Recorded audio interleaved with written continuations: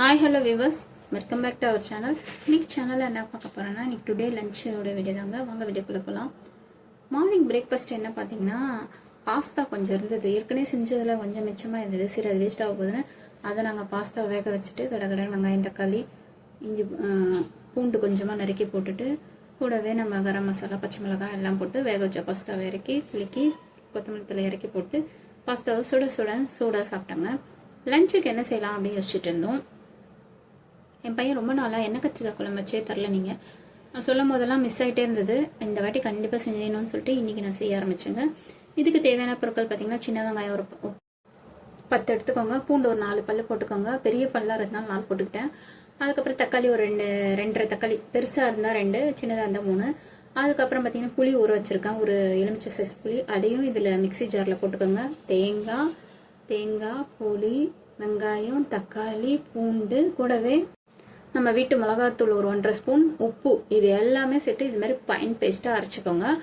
அதுக்கப்புறம் நம்ம வானலில் பார்த்தீங்கன்னா நல்லெண்ணெய் ஊற்றிக்கோங்க. நல்லெண்ணெய் நிறைய ஊற்றணும், ஏன்னா இது எண்ணெய் கத்திரிக்காய் குழம்புன்றதுனால எண்ணெய் அதிகமாக போடுறேன். நல்லெண்ணெய் ஊற்றிட்டு தாளிப்புக்கு கடுகு, வெந்தயம் போட்டுக்கோங்க. உங்ககிட்ட வடகம் இருந்தால் வடகம் போட்டுக்கோங்க. இன்றைக்கி என்கிட்ட இல்லை, ஸோ நான் இது வரைக்கும் போட்டேன். இதை போட்டுட்டு இது தாளிப்பு நல்லா பொரிஞ்ச பிறகு வெங்காயம் கொஞ்சம் பெரிய வெங்காயம் ஒரு வெங்காயம் கட் பண்ணி வச்சிருந்தேன், அதை தாளிப்பு போட்டு கூடவே கருவேப்பிலை போட்டு தாளிச்சிட்டே இருங்க. வெங்காயம் பொன்வரவலாக வரணுங்க. அதுக்குள்ளே என்ன பண்ணுறேன் பார்த்தீங்கன்னா, கத்திரிக்காய் குட்டி குட்டியாக எங்கள் மாடி தோட்டத்தில் வளர்ந்த கத்திரிக்காய் எடுத்துருக்கேங்க. அதில் நான் என்ன பண்ணேன், இந்த அரைச்ச பேஸ்ட்டை போட்டுக்கணும். அந்த கத்திரிக்காய் எப்படின்னா, பேக் சைடு திருப்பி 4 கோடாக போட்டுக்கோங்க. அதில் நீங்கள் இந்த ஸ்டஃப் பண்ணிவிடுங்க.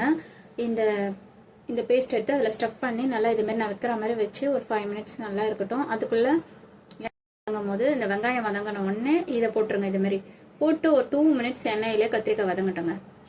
2 மினிட்ஸ் ஆஃப்டர் பார்த்தீங்கன்னா, நம்ம வதக்கின இந்த கத்திரிக்காயோட நம்ம அரைச்ச இந்த பேஸ்ட் இருக்குது, மிச்சமாக இருக்குல்ல கொஞ்சம், அதையும் இதில் போட்டு இது மாதிரி நல்லா வதக்கணுங்க.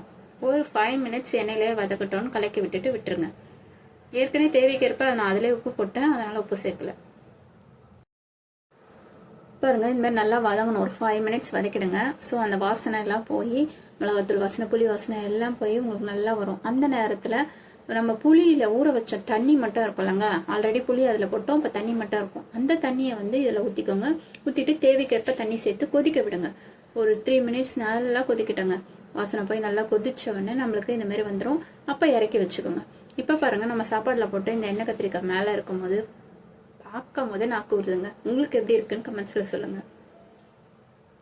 யாருக்கெல்லாம் இது பிடிக்கும், எண்ணெய் கத்திரிக்காய் குழம்பு பிடிக்குன்னா மறக்காமல் இந்த வீடியோக்கு லைக் பண்ணிவிடுங்க. பொரியல் பார்த்தீங்கன்னா கேரட் பீன்ஸில் தேங்காய் துருவி பொரியல் பண்ணுங்க. கூடவே கொஞ்சம் சிப்ஸ் எடுத்துக்கிட்டுங்க.